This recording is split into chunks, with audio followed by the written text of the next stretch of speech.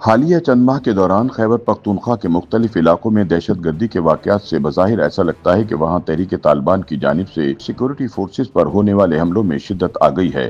افسوس کی بات یہ ہے کہ تواتر کے ساتھ ہونے والے ان حملوں میں جدید ہتھیاروں کے ساتھ ڈرونز بھی استعمال ہو رہے ہیں۔ نتیجہ یہ ہے کہ فوج اور پولیس اہلکاروں کے علاوہ عام شہری بھی ان حملوں میں مارے جا رہے ہیں۔ تاہم ہماری سیکورٹی فورسز طالبان دہشت گردوں کی کمر توڑنے میں ناکام دکھائی دیتی ہیں۔ ان حملوں کے دوران وزیر اعظم شہباز شریف نے واضح الفاظ میں افغان طالبان حکومت کو پیغام دیا ہے کہ اسے پاکستان یا تحریک طالبان دونوں میں سے کسی ایک کا انتخاب کرنا ہوگا۔ پاکستان بارہا یہ دعویٰ کر چکا ہے کہ پاکستان میں دہشت گردی کرنے والی ٹی ٹی پی کو افغان طالبان حکومت کی حمایت حاصل ہے۔ تاہم افغان حکام اس الزام کی تردید کرتے ہیں۔ ٹی ٹی پی کے حملوں میں شدت آنے کے بعد پاکستانی فضائیہ نے افغان سرحد پر موجود تحریک طالبان کے ٹھکانوں پر محدود پیمانے پر بمباری کا سلسلہ شروع کیا ہے، جس کے بعد دونوں ممالک کے مابین کشیدگی میں بھی اضافہ ہو گیا ہے۔ انسداد دہشت گردی کے شعبے کے ماہرین کا کہنا ہے کہ 2021 میں افغانستان میں طالبان کے ایک بار پھر اقتدار میں آنے کے بعد سے پاکستان میں ٹی ٹی پی کی کارروائیوں میں بے پناہ اضافہ ہوا ہے، جس کا اظہار سرکاری اعداد و شمار سے بھی ہوتا ہے۔ سرکاری رپورٹس کے مطابق گزشتہ سال یعنی 2024 میں پاکستان میں ٹی ٹی پی کے حملوں میں 2500 سے زیادہ افراد ہلاک ہوئے تھے اور 2024 میں ہونے والے حملوں کی تعداد 2023 کے مقابلے میں 66% زیادہ تھی۔ اس طرح خیبر پختونخوا کے محکمہ انسداد دہشت گردی کے مطابق جنوری 2025 سے اگست 2025 تک صوبے میں شدت پسندی کے کل 766 واقعات پیش آئے، جن میں 166 سیکورٹی اہلکار، 92 پولیس اہلکار اور 159 عام شہری مارے گئے، جبکہ اس دورانیے میں ہلاک ہونے والے شدت پسندوں کی تعداد 293 رہی۔ خیبر پختونخوا کے جن علاقوں میں سب سے زیادہ حملے ہوئے، ان میں بنوں، شمالی وزیرستان، خیبر اور باجوڑ کے اضلاع سر فہرست ہیں۔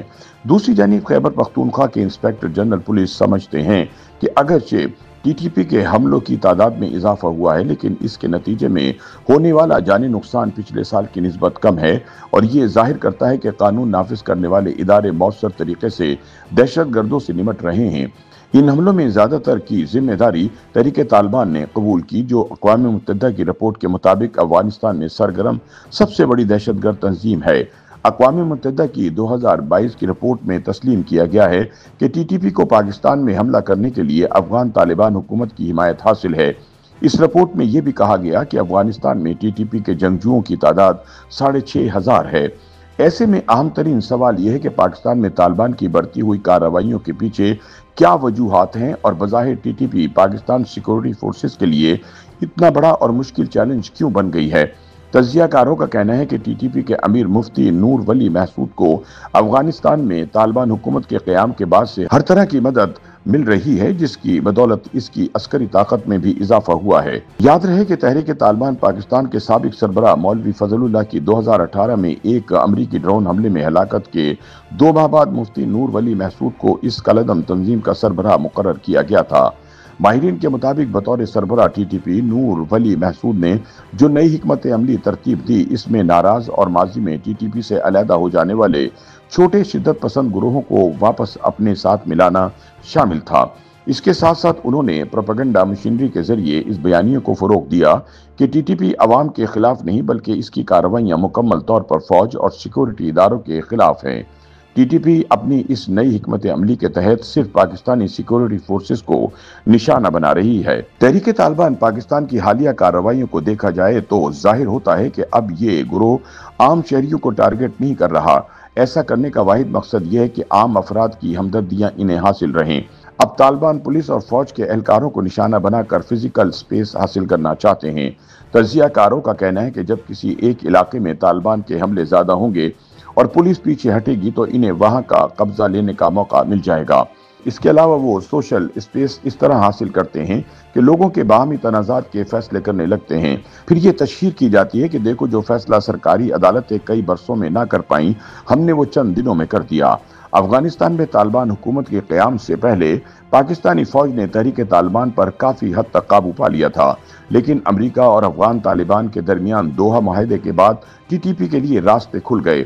افغانستان کی جیلوں کے دروازے کھل گئے اور گرفتار ٹی ٹی پی رہنما باہر آ گئے۔